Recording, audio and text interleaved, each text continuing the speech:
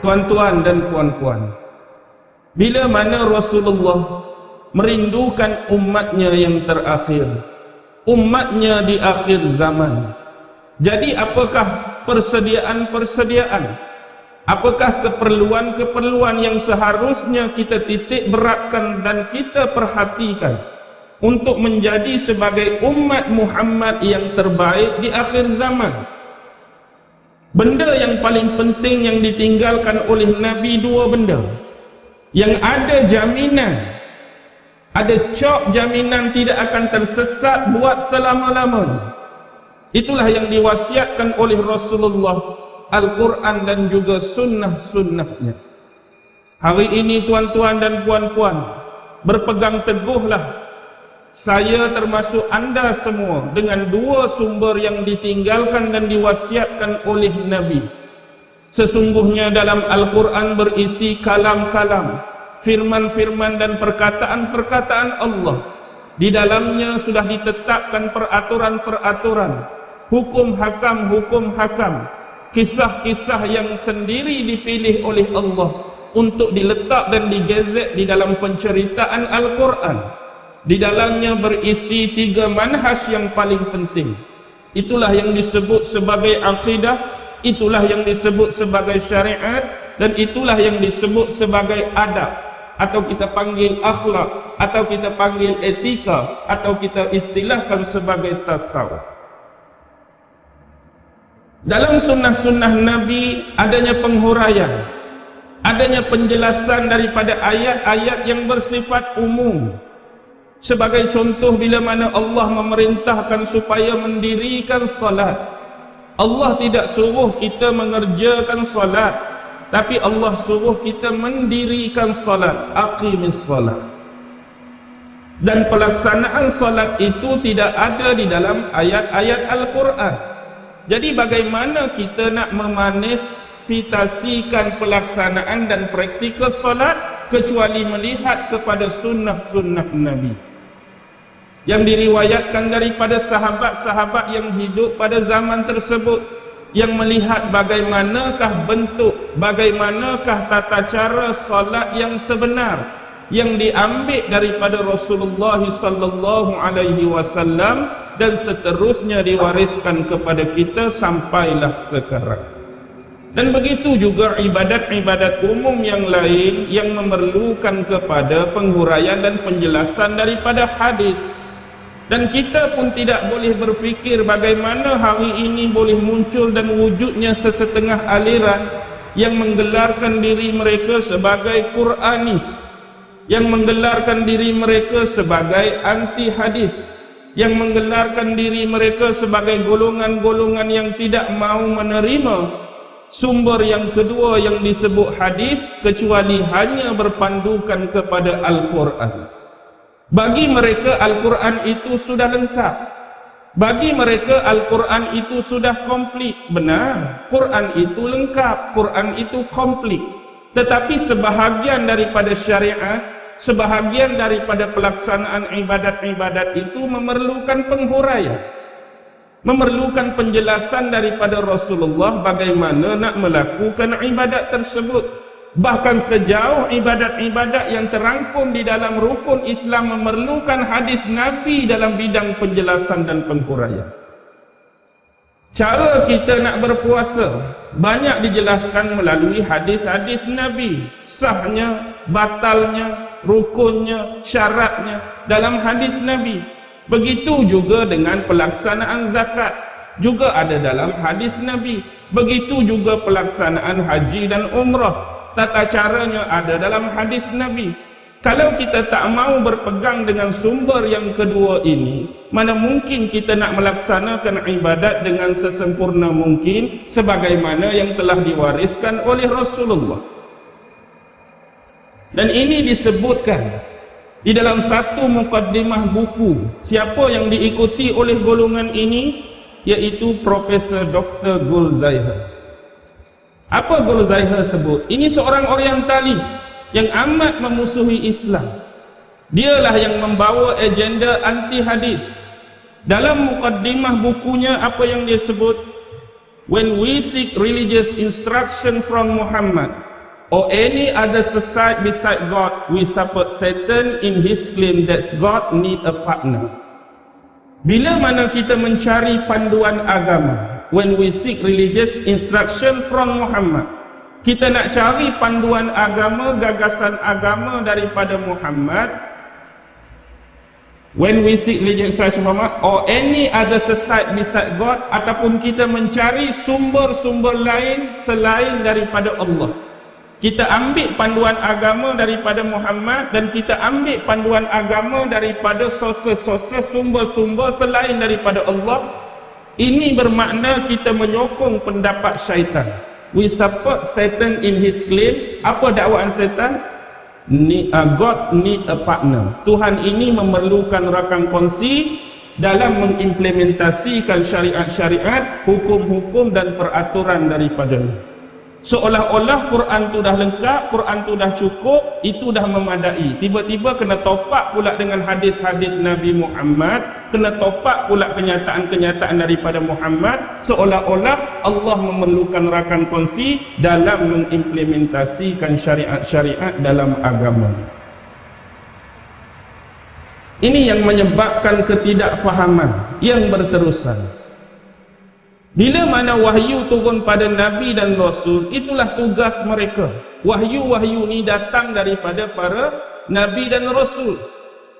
Bukankah Rasulullah sallallahu alaihi wasallam pernah diminta sendiri oleh Allah untuk mengucapkan perkataan ni? Rujuk surah Sad ayat 86. Qul ma as'alukum alaihi min ajr wa ma ana minal mutakallifin. Katakanlah wahai Muhammad, sesungguhnya aku sesekali tidak pernah meminta imbuhan, meminta imbalan, meminta upah daripada kerja-kerja dakwah ni. Wa ma ana minal mutakallifin. Dan aku sesekali bukanlah orang yang mengada-adakan.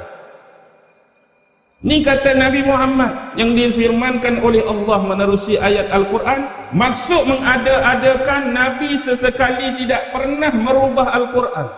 Sama ada dari sudut menambahkan ayat-ayat Al-Quran, menambahkan huruf-huruf Al-Quran. Dan Nabi tidak pernah mengurangi ayat-ayat Al-Quran, tidak pernah mengurangi huruf-huruf Al-Quran, bahkan lebih jauh menyembunyikan beberapa ayat-ayat Al-Quran. Dalam banyak-banyak ni aku rasa nak sembunyikanlah untuk diri sendiri beberapa ayat. Dalam banyak-banyak ayat ni aku rasa nak sembunyikanlah untuk anak beranak yang terdekat. Dalam banyak-banyak ayat ni rasa ayat ni special, aku nak simpanlah, nak hiddenlah daripada orang ramai, nak bagi kepada kaum kerabat, sahabat-sahabat yang khusus dan manusia-manusia special. Jangan pernah minda otak dan fikiran anda terarah memikirkan perkara sedemikian. Nabi Muhammad sesekali tidak pernah melampaui batas dari sudut tugas dia sebagai utusan Allah. Tak pernah melebihkan, tak pernah mengurangkan. Bahkan Al-Quran yang sampai kepada kita hari ini adalah amanah yang dipertanggungjawabkan terhadap Rasulullah untuk disebarkan kepada sekalian manusia. Dan Rasulullah telah menjalankan tugasnya dengan sebaik-baik dan seamanah-amanahnya. Kalau kita kembalikan, apa istimewanya umat ini berbanding dengan umat-umat sebelum ini? Tuan-tuan boleh buka surah Al-Baqarah dalam ayat 143. Surah Baqarah 143, di tengah-tengah tu apa yang Allah sebut? Wa kadzalika ja'alnakum ummatan wasata litakunu syuhada'a 'alan nas wa yakuna ar-rasulu 'alaikum syahida. Wa kadzalika ja'alnakum ummatan wasata, dan demikianlah kami menjadikan kamu sebagai umat wasata, umat yang pertengahan. Maksud wasata, ada ulama-ulama memilih dia adalah umat yang adil. Ada ulama-ulama memilih dia adalah umat yang pertengahan. Ada ulama-ulama memilih dia adalah umat yang terbaik. Ada yang memilih dia adalah umat pilihan Allah Subhanahu wa ta'ala. Apapun yang dipilih oleh ulama tadi, baik adil, baik pertengahan, baik terbaik dan umat pilihan, semuanya akan mengembalikan makna tadi kepada ummatan wasatah. Litakunu syuhada'a 'alan nas, kerana nak menjadikan kamu sebagai saksi atas perbuatan-perbuatan manusia. Wa yakunar rasulu 'alaikum syahida, dan menjadikan nabi-nabi itu sebagai saksi ke atas kamu. Kalau kita perhatikan ayat ini, ada suatu perkara yang harus kita fikirkan di luar kotak, di luar minda kita yang biasa. Kerana apa? Kerana Allah nak menjadikan umat terakhir, umat terbaik, umat Muhammad sallallahu alaihi wasallam ni akan menjadi saksi kepada perbuatan-perbuatan manusia. Tidakkah tuan-tuan terfikir menerusi ayat ini bagaimana dia bisa dan mungkin terjadi sedangkan kita tidak hidup pada zaman umat-umat terdahulu? Kita tidak pernah hidup pada zaman Nabi Allah Adam. Bagaimana kita nak menjadi saksi atas perlakuan umat Nabi Allah Adam? Kita tidak pernah hidup pada zaman Nabi Idris, tak pernah hidup pada zaman Nabi Allah Nuh. Kita tak pernah pun menyaksikan dengan mata ini apa musibah yang diturunkan oleh Allah kepada umat Nabi Nuh.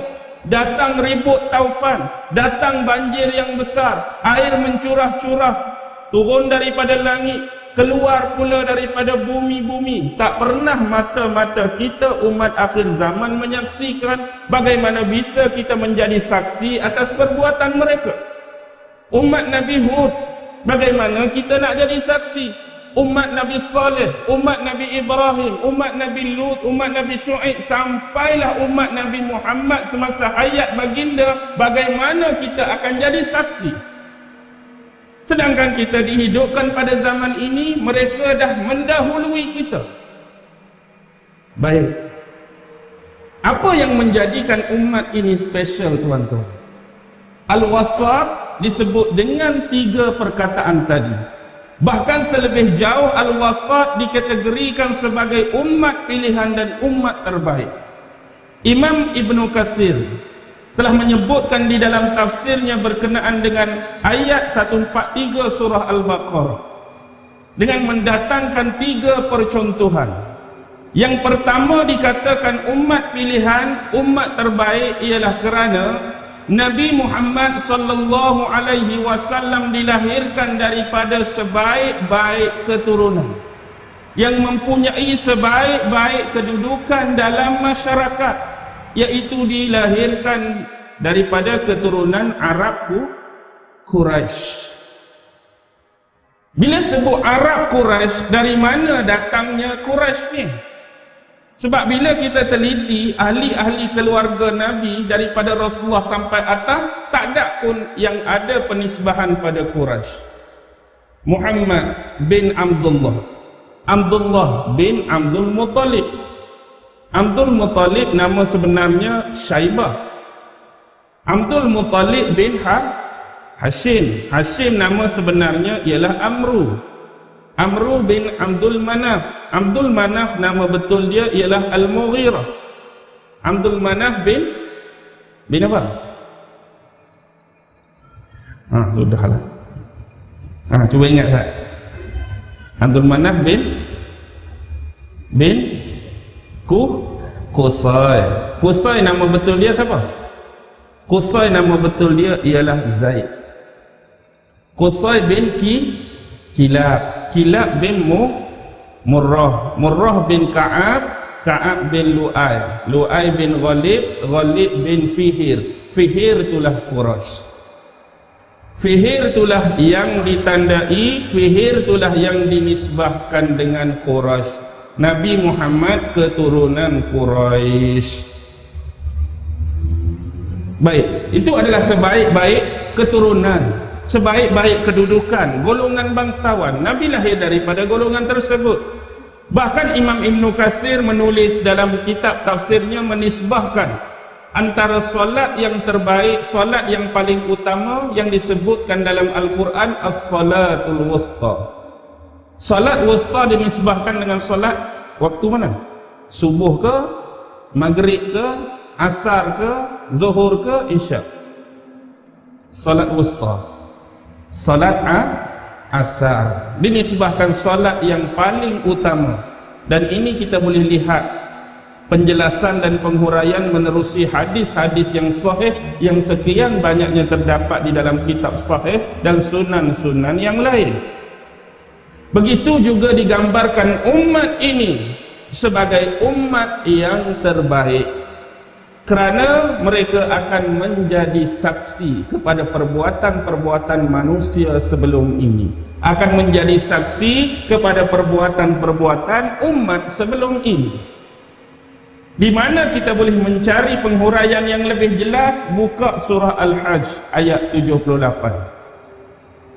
Huwajtabakum wa ma ja'ala 'alaikum fid dini min haraj millata abikum Ibrahim huwa sammakumul muslimina min qabl wa fi hadza liyakuna ar-rasulu syahidan 'alaikum wa takunu syuhada'a 'alan nas. Surah Al-Hajj ayat 78. Huwajtabakum, dialah merujuk kepada Allah Subhanahu wa taala yang telah memilih kamu.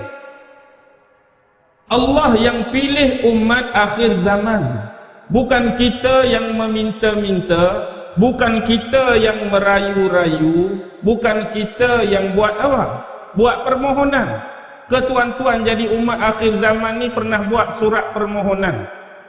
Kami ni ramai-ramai hari ni memang buat dah surat permohonan dulu nak jadi umat hak terakhir. Tak ada. Kita tak pernah minta, kita tak pernah dakwa, kita tak pernah klaim, kita tak pernah mohon.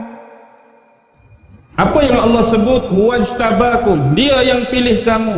Allah yang tetapkan semuanya. Mana umat yang akan hidup pada zaman Nabi Adam, siapa yang akan hidup pada zaman Nabi ni Rasul tu, Allah jugalah yang tentukan dan tetapkan siapakah yang akan diletakkan di kalangan umat-umat terpilih di akhir zaman. Wa ma ja'ala 'alaikum fid dini min haraj. Dan Allah tidak menjadikan agama ini bagi kamu sebagai suatu kesempitan, suatu kesulitan atau suatu kepayahan. Hari ini tuan-tuan, jangan kita berfikir bila Allah letakkan kepada kita satu cara hidup, the way of life yang kita panggil sebagai din, yang kita panggil sebagai agama, yang kita panggil sebagai perintah-perintah dan larangan daripada Allah, jangan sesekali kita anggap tu menyusahkan hidup kita. Jangan kita anggap dia akan menyempitkan kita, menyesakkan kita, menyulitkan kita. Sebenarnya agama ni datang untuk memperelokkan, untuk mentarbiah, untuk memberi pendidikan kepada manusia agar mereka mengenal apa yang sememangnya baik dalam kehidupan dan apa yang sebenarnya buruk dalam kehidupan, apa yang dinamakan hak dalam hidup dan apa yang dinamakan batil dalam hidup, apa yang dinamakan benar dan apa yang dinamakan sesat, terseleweng dan tersasar dalam kehidupan. Dan dia juga adalah merupakan ujian daripada Allah untuk mengukur sejauh mana kesetiaan ketaatan kita kepada perintah Allah dan berusaha sedaya mungkin untuk menjauhi setiap larangan-larangan yang datang daripada Allah.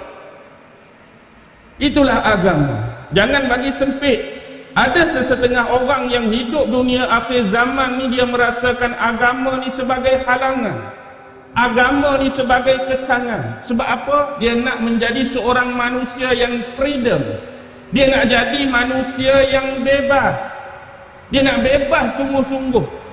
Jadi kita tanya pada mereka, yang kamu nak hidup bebas ni, nak bebas daripada apa? Kalau kita kata nak bebas daripada kekangan agama ni, agama datang daripada Allah. Otomatik bila kamu kata kamu nak bebas dari kekangan agama, otomatik juga sebenarnya kamu nak bebas daripada penguasaan Allah Subhanahu wa ta'ala atas diri kamu. Allah dah tentukan atas agama baik buruk, ikutlah. Allah dah tentukan apa yang boleh, apa yang tak boleh. Jadi dia hari ini rasa terhalang, rasa terkekang, dia nak bebas sungguh-sungguh. Apa agama punya payah suruh semayang 5 kali, baik tak semayang? Apa payah punya agama sampai puasa orang 2-3 hari, cukuplah ni sampai sebulan penuh? Apa payah punya agama kita cari harta penat-penat, cari duit, cari rezeki letih-letih, kena bayar zakat, kena kongsi, kena sedekah? Apa punya cerita macam ni? Kumpul duit banyak-banyak, kena habiskan 10,000, 20,000, nak pi ke Mekah pula, mengayakan Arab Saudi dan sebagainya. Perkataan-perkataan macam ni sering dan selalu keluar. Mereka-mereka yang nak hidup bebas dan tak terkekang dan terhalang dengan ibadah dan amalan tadi. Bahkan lebih jauh, hak dilarang tu pula dia nak buat. Allah kata jangan minum, dia nak minum. Minum pula satu hal, sembunyi-sembunyi belakang orang, okey lagi. Bahkan hari ini lebih jauh, selain daripada dia buat dosa minum arak, dia mewar-warkan pula kepada orang lain, bahkan bangga dengan dosa dia.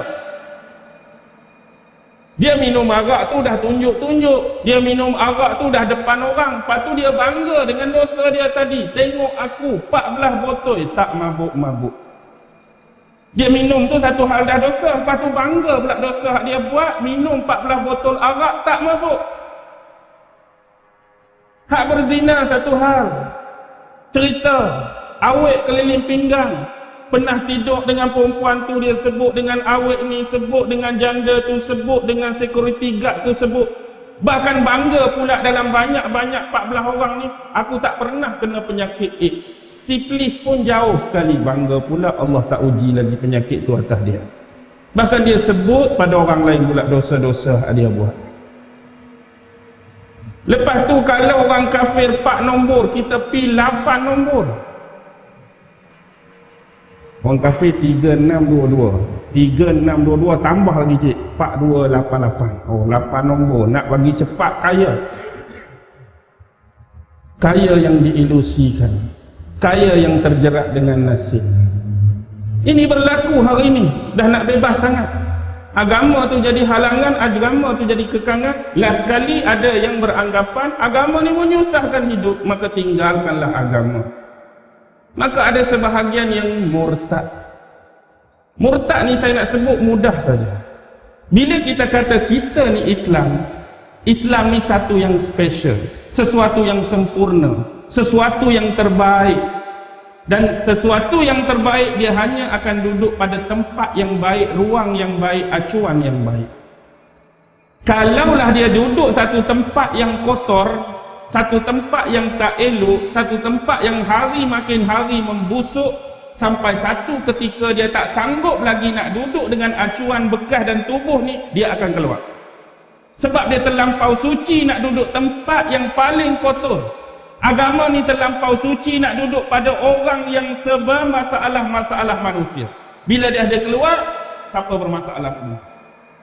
Orang tersebut. Alhamdulillah tuan-tuan dan puan-puan, kita sedar diri kita tiada maksum. Hari-hari buat salah, hari-hari buat dosa, hari-hari buat buruk. Alhamdulillah, agama tu masih nak duduk dengan kita. Agama tu masih sudi melekat pada acuan dan bekas tubuh kita. Tapi satu masa kalau terlampau kebobrokan yang kita lakukan dalam kehidupan, berkemungkinan dia akan keluar. Dia tidak selesa lagi untuk hidup dalam tempat yang kotor, kerana dia terlampau suci untuk duduk pada tempat yang disebutkan tadi. Jadi jagalah baik-baik agama, jagalah baik-baik akidah tuan-tuan, sebelum dia lari dan keluar daripada diri kita. Millata abikum Ibrahim, ikutilah agama Nabi kamu, agama bapa kamu. Siapa? Ibrahim alaihissalam.